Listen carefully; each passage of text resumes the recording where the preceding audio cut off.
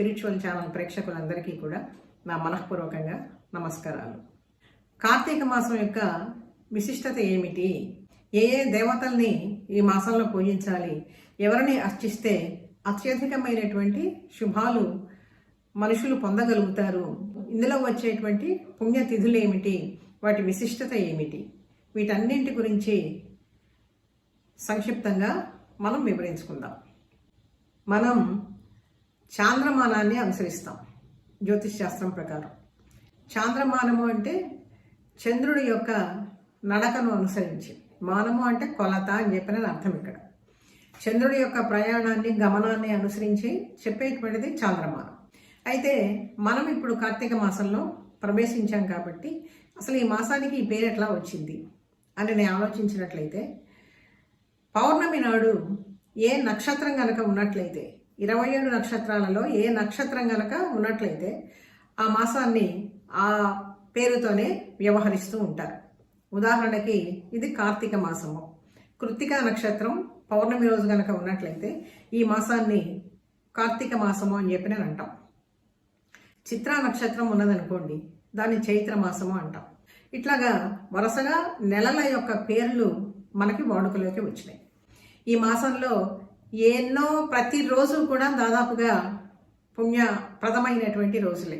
మన సనాతన ధర్మంలో ప్రధానంగా పూజలు, వ్రతాలు, నోములు, దానాలు, దీక్షలు ఇటువంటివన్నీ కూడా ఏ విశిష్టమైనటువంటి సందర్భాలు వచ్చినప్పటికీ కూడా వీటిని అధికంగా చెప్తారు. అలాగే స్నానాలు, పితృతర్పణాలు ఇటువంటివన్నీ కూడా చెయ్యటానికి చాలా చాలా అత్యధికమైనటువంటి ఫలితాన్ని ఇచ్చేటువంటి మాసం కార్తీక మాసం. పాడ్యమి దగ్గర నుంచి పౌర్ణమి దాకా, తిరిగి మళ్ళీ అమావాస్య దాకా కూడా ప్రతిరోజు ఏదో ఒక పర్వదినం జరుగుతూనే ఉంటుంది. అసలు కృత్తిక నక్షత్రమే అగ్నిదీపం. అందుకనే మనం సుబ్రహ్మణ్యేశ్వర స్వామిని కార్తికేయుడు అని చెప్పి పిలుస్తాం. ధర్మ, అర్థ, కామ, మోక్షాలు, చతుర్విధ పురుషార్థాలు అని చెప్పుకుంటాం. పరమాత్మకి ఎంత చేరువగా మనం వెళ్ళగలము అనేటువంటి విధానాన్ని రూపొందించడానికే ఇన్ని పండగలు, ఇన్ని సంప్రదాయాలు, ఇన్ని ఉత్సవాలు, ఇన్ని కూడా మనకి ఈ మన హిందూ ధర్మంలో ఏర్పడటానికి ప్రధానమైనటువంటి కారణం. ఇందులో దీపము, స్నానము, ఆలయ దర్శనము, స్తోత్ర పఠనము, దేవాలయాల్లో కనీసం ప్రదక్షిణ చేసిన అది కూడా, ఆ తర్వాత దానాలు, వ్రతాలు, వనభోజనాలు, ఇటువంటివి ఏదైనా సరే ఉపయోగకరంగా ఉండేటువంటివి, భగవంతుడి మీద ప్రీతికరంగా ఉండేటువంటివి, భగవంతుడికి ప్రీతిని కలిగించేటువంటివి, సంతోషాన్ని కలిగించేటువంటివి, ఇవన్నీ కూడా చాలా చాలా ప్రధానంగా చెప్తారు. పాడ్యమి తిథి దగ్గర నుంచి కూడా కార్తీక మాసంలో విశిష్టమైనటువంటిది. మొట్టమొదటిది దీపావళి అమావాస్య వెళ్ళిపోయిన తర్వాత కార్తీక మాసం మొదట్లోనే వచ్చేటువంటి తిథి పాడ్యమి. పాడ్యమి, విదియ, చవితి, పంచమి, అలాగే పౌర్ణమి, 2 ఏకాదశులు, 2 చతుర్దశులు అంటే శుక్లపక్షంలో వచ్చేటువంటివి, కృష్ణపక్షంలో వచ్చేటువంటివి, అన్నీ కూడా సోమవారాలు, ఇవన్నీ కూడా చాలా చాలా పవిత్రమైనటువంటి పుణ్య తిథుల్లాగానే మనకి చెప్తారు.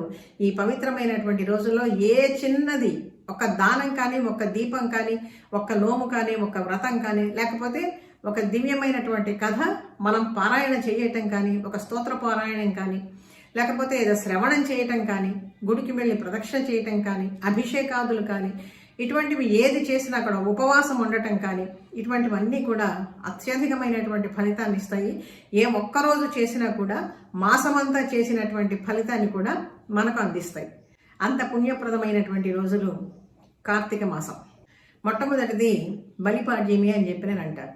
ఏమిటి ఇదేంటే, ఎప్పుడో కృతయుగంలో వామనమూర్తిగా అవతరించినటువంటి విష్ణువు బలిచక్రవర్తిని పాతాళానికి అణగదొక్కినటువంటి రోజట. ఆ తర్వాత వచ్చేటువంటిది విదియ. విదియ అంటే 2వ రోజు అనమాట. ఈ 2వ రోజుకు ఉండేటువంటి పేరు ఏమిటి అంటే యమ విదియ అని పేరు, లేకపోతే భగిని హస్త భోజనము అని అంటారు. మన తెలుగు రాష్ట్రాల్లో సాధారణంగా అన్నదమ్ములు, అక్కచెల్లెళ్ళు ఉండేటువంటి ఇళ్లల్లో అన్నగారో తమ్ముడో ఎవరో ఒకళ్ళు వెళ్ళి ఆ చెల్లెలి ఇంట్లో భోజనం చేస్తారు. భోజనం చేసి ఆశీర్వదించి మంచి బట్టలు అవి ఇచ్చి ఆ చెల్లెల్ని ఆశీర్వదించి నేను నీకు రక్షగా ఉంటాను అని చెప్పి నీవు సుమంగళిగా కరకాలం వర్ధిల్లు అని చెప్పి దీవించేటువంటి రోజు. ఇలాగా మానవ సంబంధాలు, కుటుంబ సంబంధాలు మెరుగుపడటానికి ఉపయోగపడేటువంటి రోజు ఈ భగిని హస్తభోజనము అనేటువంటిది. ఆ రోజు షడ్రసోపేతంగా భోజనం పెట్టాలి చెల్లెలు కానీ అక్క కానీ అన్నగారికో తమ్ముడికో ఎవరికైనా సరే. అంటే కుటుంబ బాంధవ్యాలు అనేటువంటివి బలపడటానికి ఉపయోగపడేటువంటి రోజు. ఇంకా చవితి, ఈ చవితినే నాగుల చవితి అని చెప్పి చాలా చాలా ప్రసిద్ధమైనటువంటి రోజు. ఈ నాగుల చవితి విశిష్టత ఏమిటి అంటే అందరూ కూడా ఆడవాళ్ళంతా స్త్రీలంతా కూడా వెళ్ళి పుట్టలో పాలు పోస్తూ ఉంటారు. ఎందుకని ఈ విధంగా చేస్తారు అంటే వారి వారి సంతతి పిల్లలంతా కూడా ఎటువంటి దోషాలు లేకుండా చక్కగా సంతోషంతో ఉండాలి అని చెప్పినని, ఎవరికి ఎటువంటి ఆపదలు రాకుండా ఉండాలని. మనకి దివ్య సర్పాలు వేరే ఉంటాయి, సాధారణ సర్పాలు, సాధారణమైనటువంటి పాములు ఉంటాయి. ఏ పుట్టలో ఏ పాము ఉందో అని చెప్పినని మనం అనుకుంటాం. అంతని కనిపించినటువంటి ప్రతి పుట్ట దగ్గరికి కూడా వెళ్ళకూడదు. మన సనాతన ధర్మంలో చాలా చాలా విశేషాలు ఉన్నాయి. ఆ తర్వాత ఇంకా ఏకాదశులు, శుద్ధ ఏకాదశి, బహుళ ఏకాదశి, ఇవన్నీ కూడా చాలా ప్రధానమైనటువంటివి. శివుణ్ణి ప్రత్యేకంగా ప్రతి సోమవారము కూడా రుద్రాభిషేకంతో, నమకము చమకము వీటితో రుద్రాధ్యాయంతో అభిషేకాలు చేస్తారు. ప్రతి శివాలయంలో కూడా జరుగుతూ ఉంటుంది. ప్రధానంగా కార్తీక మాసం అనేటువంటిది శివుడి ప్రధానమే కాదు, వైష్ణవ విష్ణుమూర్తి ప్రధానం కూడా. శివ కేశవులకి ఇద్దరికి కూడా అభేదాన్ని చూపించేటువంటి మాసము. ఇద్దరికి తారతమ్యం అనేటువంటిది లేదు, ఇద్దరికి భేదం అనేటువంటిది లేదు, ఇద్దరూ ఒకటే. శివాయ విష్ణు రూపాయ శివరూపాయ విష్ణవే అని చెప్పి చెప్పుకుంటాం. శివుడే విష్ణువుగా ఉంటాడు, విష్ణువే శివుడుగాను ఉంటాడు. కాబట్టి శివుణ్ణి అర్చించినా అదే ఫలితం వస్తుంది, విష్ణువుని అర్చించినా కూడా అదే ఫలితం వస్తుంది. ఇంకొక ప్రధానమైనటువంటి విషయం ఏమిటి అంటే దీపం. కృత్తిక నక్షత్రమే అగ్ని నక్షత్రము అని చెప్పి మనం మొదట్లోనే చెప్పుకున్నాం. అందుకని అగ్ని ప్రధానం ఇక్కడ. అందులో దీపానికి ఎందుకు ప్రధానము అంటే దీపంలో ఉండేటువంటి విశేషం ఏమిటి అంటే మనం దీపాన్ని వెలిగించామనుకోండి, అది ఏ ఒక్క దిక్కుకో కాంతిని ఇవ్వదు, మొత్తం అన్ని వైపులా కూడా తన వెలుగును వ్యాపింపచేస్తూ ఉంటుంది. చీకట్లు తొలగి జ్యోతులని ప్రకాశింపచేస్తూ ఉంటుంది. ఎంతకాలం నుంచి ఉండేటువంటి చీకట్లైనా సరే ఒక్క దీపం వెలిగించగానే అవన్నీ కూడా ఒక క్షణంలో పోతాయి. దీపం జ్యోతి పరబ్రహ్మ దీపం సర్వతమోపహం దీపేన సాధ్యతే సర్వం దీపం జ్యోతి నమోస్తుతే అని చెప్పని ప్రార్థిస్తూ ఉంటారు. దీపం సాక్షాత్తుగా పరబ్రహ్మ స్వరూపము అని చెప్తూ ఉంటారు.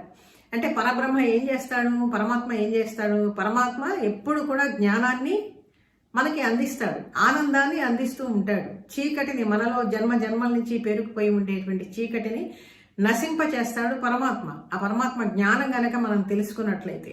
అందుకని ఈ ప్రపంచంలో పరమాత్మ స్వరూపం కానిదంటూ ఏది కూడా లేదండి. ఇది ముందుగా మనం గుర్తుపెట్టుకోవాలి. అందుకనే చెట్టుకైనా నమస్కరిస్తాం, పుట్టకైనా నమస్కరిస్తాం, రాయికైనా, దేనికైనా సరే, కొండకైనా, ఎక్కడైనా సరే, ప్రతి చోట కూడా ఇది విష్ణు స్వరూపంగా భావించు, పరమాత్మ స్వరూపంగా భావించు. ఇది అసలు మన హిందూ ధర్మం యొక్క ప్రధానమైనటువంటి ఉద్దేశం. ఎక్కడో ఒక్క చోటనే భగవంతుడు ఉంటాడు అని కాదు. సర్పాల్లో కూడా దివ్యమైనటువంటి సర్పజాతులు కొన్ని ఉంటాయి. అందుకని ప్రతి దానిలో కూడా విశేషంగా పరమాత్మని గుర్తించాల్సినటువంటి బాధ్యత మన మీదనే పెట్టాడు. నేను అంతా వ్యాపించి ఉన్నాను, తెలుసుకోవాల్సినటువంటి బాధ్యత నీ మీద ఉన్నది అని చెప్పి వెతికి పరిశోధించి గ్రహించు నా తత్వాన్ని అని చెప్పి కృష్ణ పరమాత్మ చాలాసార్లు చెప్తాడు.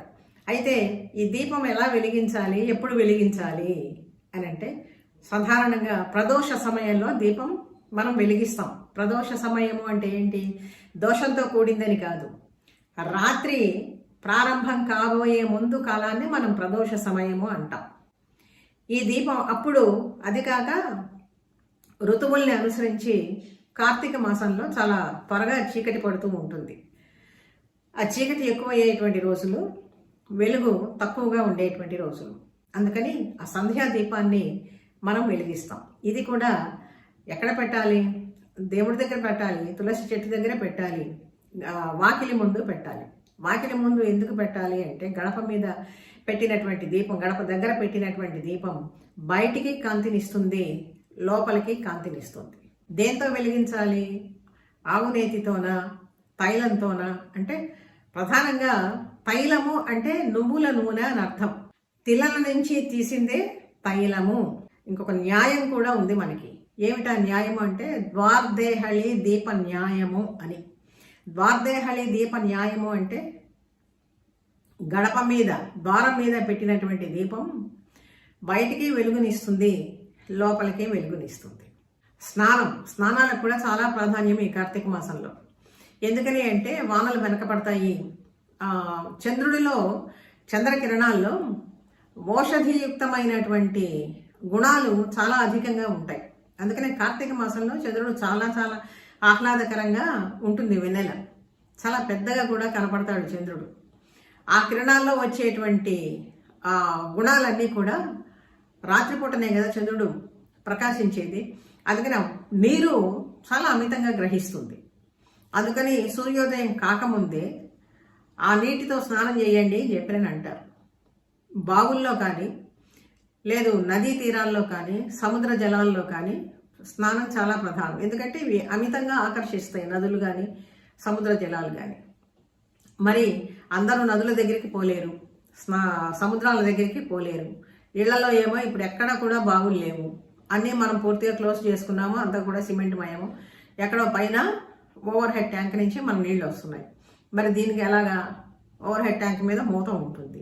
అట్లాంటప్పుడు మన బకెట్లో ఉండేటువంటి నీళ్లలోనే ఒక చిన్న తులసి దళం తీసుకొని గంగే చ యమునే చైవ గోదావరి సరస్వతి నర్మదే సింధు కావేరి జలేస్మిన్ సన్నిధిం కురు అని చెప్పి తిప్పుకొని ఆ జలంతో స్నానం కనుక చేసినట్లయితే ఇది కూడా గంగాది తీర్థాలతో స్నానం చేసినంతగా పవిత్రము అని చెప్పి పెద్దవాళ్ళు చెప్తూ ఉంటారు.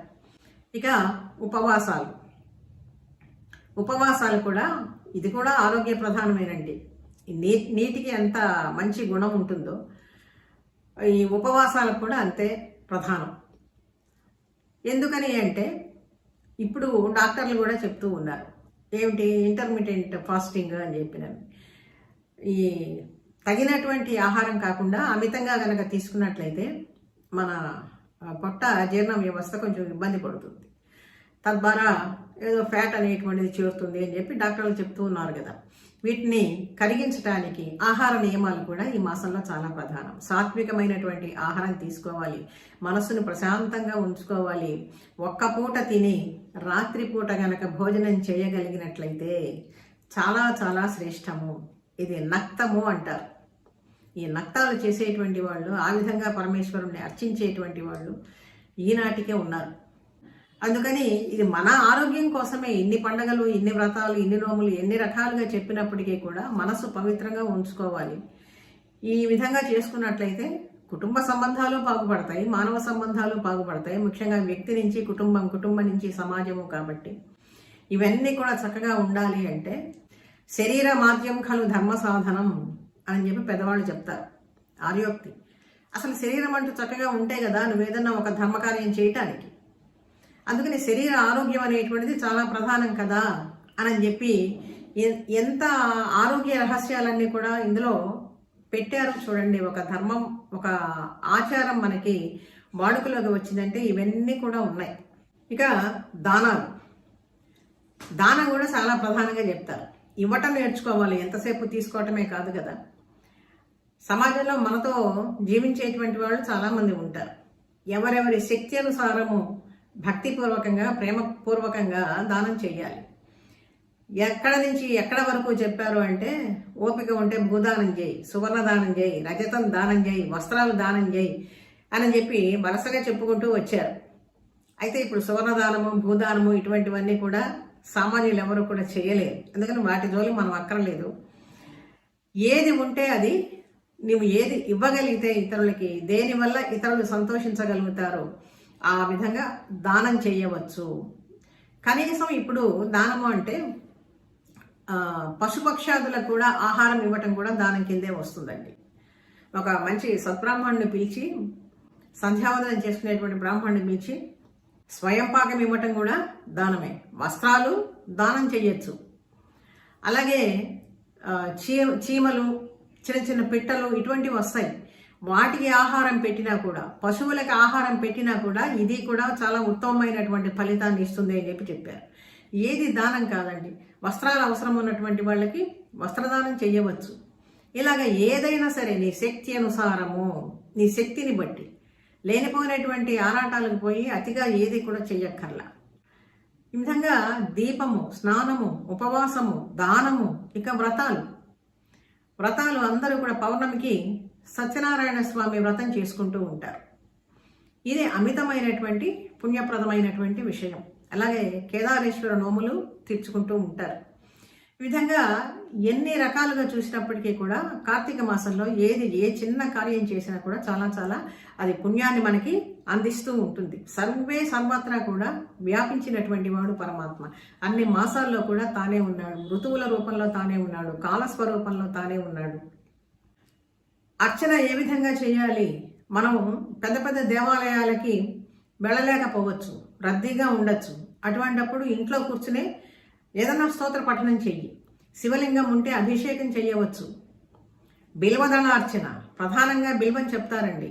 త్రిజన్మ పాప సంహారం ఏక బిల్వం శివార్పణం. ఈ బిల్వదళాలతో అర్చన చేయటం చాలా ప్రధానం. బిల్వదళమే ప్రత్యేకంగా ఎందుకు చెప్పారు? బిల్వం అంటే ఏంటి? మారేడు. మనం లక్ష్మీ అష్టోత్తరం చదివేటప్పుడు కూడా భాస్కరీం బిల్వ నిలయం వరారోహం యశస్విని అని వస్తుంది. ఆ తల్లి బిల్వ నిలయ, బిల్వప్రియ అంటే లక్ష్మీ సమృద్ధిగా ఉండేటువంటి గుణాలన్నీ కూడా బిల్వంలో ఉన్నాయి. మన శరీరానికి చాలా చాలా ఆరోగ్యప్రదమైనటువంటిది బిల్వము. అలాగే తులసి దళాలతో కూడా విష్ణువుని అర్చన చేయొచ్చు, శ్రీమాతని అర్చన చేయొచ్చు. నీకు ఇష్టదైవం ఎవరు ఉంటే వాళ్ళని ఆ రూపంతో ఆ విధంగా ధ్యానం చేయొచ్చు, అర్చన చేయొచ్చు, స్తోత్రం చేయొచ్చు, ఏదైనా సరే చెయ్యొచ్చు. ఎందుకని? అసలు ఈ పంచభూతాల రూపంలో ఉండేటువంటి వాడు పరమాత్మ. అక్కడి నుంచే మనం అన్నీ, మన దేహం అంటూ కూడా ఏర్పడింది. ఏమీ రాదు, భక్తి ప్రధానం. ఏది కూడా మనం చెయ్యలేము అని చెప్పి భావించామనుకోండి, శరీరం అచేతనమైనటువంటి స్థితిలో ఉంది, కానీ మనసు పనిచేస్తూ ఉంది. మంచం మీద నుంచి కదలలేనటువంటి స్థితిలో ఉన్నటువంటి వాళ్ళు ఎవరైనా కనుక ఉన్నారనుకోండి, ఏం చేయాలి? వాళ్ళు మాకెలాగా అని చెప్పినంటే మానస పూజలు కూడా చెయ్యొచ్చు. ప్రధానంగా లౌకికంగా ఏ విధమైనటువంటి అర్చన చేస్తే ఎంత ఫలితాన్ని ఇస్తాడో భగవంతుడు, మానసికమైనటువంటి అర్చన చేసినా కూడా అదే ఫలితాన్ని ఇస్తాడు. ఈ విధంగా వచ్చినటువంటివే మానస స్తోత్రాలు కూడా. శివ మానస పూజా స్తోత్రము ఉన్నది. రత్నై కల్పితమాసనం హిమజలై స్నానం చ దివ్యాంబరం నానారత్న విభూషితం మృగమద మోదాంకితం చందనం. మానస పూజ మనం చేసుకున్నా కూడా మనస్సులో కూడా నీకు ఇష్టమైనటువంటి అది నారాయణ స్మరణ కానీ, శివ స్మరణ కానీ, అమ్మవారి స్మరణ కానీ చేసుకున్నా కూడా అది కూడా అంతే ఫలితాన్ని ఇస్తుంది. కరచరణ కృతం వా కర్మ వా కాయజం వా శ్రవణ నయనజం వా మానసం వా పరాధం విహితమవిహితం వా సమ్మమేత క్షమస్వ శివ శివ కరుణాబ్ధే శ్రీ మహాదేవ శంభో. కరచరణాది అవయవాలతో ఎన్ని పాపాలు చేశానో తెలియదు ఈశ్వర. కర్మ వక్కాయ జంవ, కర్మతో ఎన్ని పాపాలు చేశాను, పనులు, వాక్కుతో ఎన్ని దోషాలు చేశాను, వీటినన్నింటినీ కూడా క్షమించు తండ్రి అని చెప్పి ప్రార్థించాలి. ఎందుకని ఈ విధంగా మానస పూజ కూడా చాలా చాలా ప్రధానమైనటువంటిది. ఎలా చేసినా కూడా భక్తి అనేటువంటిది ప్రధానమండి. భగవద్గీతలో స్వామి ఒకటే చెప్తాడు, భక్త్యాత్మనన్యయ శక్య అహమేవం విధోర్జున జ్ఞాతుం ద్రష్టుం చ తత్వేన ప్రవేశం చ పరంతప అని చెప్తాడు. అనన్యమైనటువంటి భక్తితో నన్ను ఉపాసించినట్లయితే నా జ్ఞానం ఏంటో తెలుస్తుంది, నన్ను చేరుకోవడానికి నీకు మార్గం సుగమం అవుతుంది అర్జున అని చెప్తాడు. కాబట్టి ఏదైనా సరే మానసికమైనటువంటి ప్రశాంతత కోసం మనిషి ఒక ఉన్నతమైనటువంటి మార్గాలని చేరుకోవటానికి కోసము, మనల్ని మనం ఉద్ధరించుకోవటానికని మనకి ఇన్ని పండుగలు, ఇన్ని మాసాలు, ఇంత ప్రాధాన్యమైనటువంటిది ప్రతి చోట కూడా చెప్పబడింది. ఇంకొక విషయం కూడా మనం గ్రహించాలి. ఈ మాసంలో ఉసిరిక చాలా చాలా ప్రధానమైనటువంటిది. ఎందుకని అంటే ఉసిరికాయలో అధికమైనటువంటి సి విటమిన్ ఉంటుంది అని చెప్పి ఇప్పుడు డాక్టర్స్ కూడా చెప్తూ ఉన్నారు. 2 ఏళ్ల పాటు సి విటమిన్ అలాగే ఉంటుందండి ఉసిరికాయలు. ఆ ఉసిరికాయ దానం చేసే, ఎండిపోయిన ఉసిరికాయ దానం చేసి కాలడిలో ఆ తల్లి శంకరాచార్య స్వామి కనక ధారా స్తోత్రం చదవగానే లక్ష్మీదేవి సంతోషించి కనక ధారలు కురిపించింది. ఉసిరికాయకి చాలా చాలా ప్రాధాన్యం. ఇది మన ఆరోగ్యపరంగాను ఎలా చేసినా కూడా, ఇది పచ్చడి పెట్టుకున్నా, ఊరగాయ పెట్టుకున్నా కూడా అందులో సి విటమిన్ అనేటువంటిది పోదు. అత్యధికంగా సి విటమిన్ పొందాలి అంటే, ప్రకృతి నుంచి మనం పొందాలి, న్యాచురల్గా పొందాలి అంటే ఉసిరికాయ ప్రాధాన్యం చాలా ఉన్నది. మనకి ఒక మాట కూడా ఉన్నది, కరతలామలకము అనేటువంటి మాట కూడా మనం వినే ఉంటాం. ఏమిటి కరతలామలకము అంటే? చేతిలో ఉసిరిక పండు ఉన్నట్లు అని. అంటే ఏంటి? ఉసిరిక సర్వరోగ నివారణ కింద భావించాలి. వాటికి ప్రతి విద్య కూడా, ప్రతి శాస్త్రము కూడా చేతిలో ఉన్న ఉసిరిక పండు లాంటిది అని చెప్పి, అంటే సర్వశాస్త్రాలు కూడా వాటికి చాలా అవలీలంగా తెలిసిపోతాయి అనేటువంటి అర్థంతో వాడతాం. కాబట్టి ఆమ్లకము అనేటువంటిది కూడా మన ఈ పండ్లల్లో కూడా చాలా విశేషమైనటువంటి ప్రాధాన్యం కలిగినటువంటిది. ఇక వనభోజనాలు కూడా కార్తీక మాసంలో చాలా చాలా విశేషంగా ఉంటాయి. ఎందుకని? ఇక్కడ వనము అంటే అరణ్యాలు. మామూలుగా చెప్పాలి అంటే అరణ్యాలు ఇప్పుడు ఎక్కడ ఉన్నాయండి అని చెప్పినంటే, ఇదంతా కూడా ఎందుకు పెట్టారు? ఆ దివ్యమైనటువంటి ఔషధియుక్తమైనటువంటి చెట్లు ఉంటాయి. ఉసిరిక కానీ, మేడి కానీ, తర్వాత జువ్వి కానీ, వేప కానీ, రావి కానీ, ఇటువంటి దివ్యమైనటువంటి చెట్లు ఉంటాయి. ఉసిరిక ప్రధానంగా ఆ ఉసిరిక చెట్టు కింద అప్పటికప్పుడు పరమాత్మకి పూజ చేసుకొని దాన్ని ప్రసాదంగా మనం స్వీకరించి మన ఊరంతా కూడా కలిసి, సమాజం అంతా కూడా కలిసి ఆనందంగా భోజనాలు చేయటానికి ఏర్పాటు చేసినటువంటిదే మన భోజనాలు. అంటే ఏంటి? వ్యక్తి నుంచి సమాజం దాకా, ఊరి దాకా, అన్ని చోట్ల విధంగా మానవ సంబంధాలు, కుటుంబ సంబంధాలు మెరుగుపడటానికి చాలా చాలా ఉపయోగకరమైనటువంటిది ఈ కార్తీక మాసం.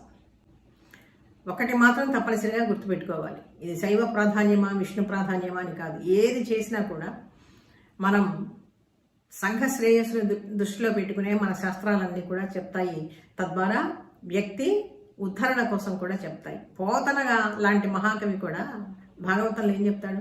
చేతులారంగ శివుని పూజింపడేని, నోరు నవ్వంగ హరికీర్తి నుడువడేని, దయయు సత్యంబులోనుగా తలపడేని, కలుగనేటికి తల్లుల కడుపు చేటు. భాగవతం రాసినటువంటి, పోతన గారు రాసినటువంటి పద్యం ఇది. కాబట్టి హరులు ఇద్దరు కూడా ఒకటే, శివుడు కేశవుడు ఒక్కటే అని చెప్పి భావించుకుంటూ ఈ కార్తీక మాస ప్రాధాన్యాన్ని గురించి స్థూలంగా వివరించుకున్నాము. విశేషంగా చెప్పాలి అంటే ఇంకా చాలా చాలా ఉన్నాయి. ఈ అవకాశం నాకు ఇచ్చినటువంటి CVR ఛానల్ యాజమాన్యం వారికి ధన్యవాదాలు తెలుపుకుంటూ ఉన్నాను.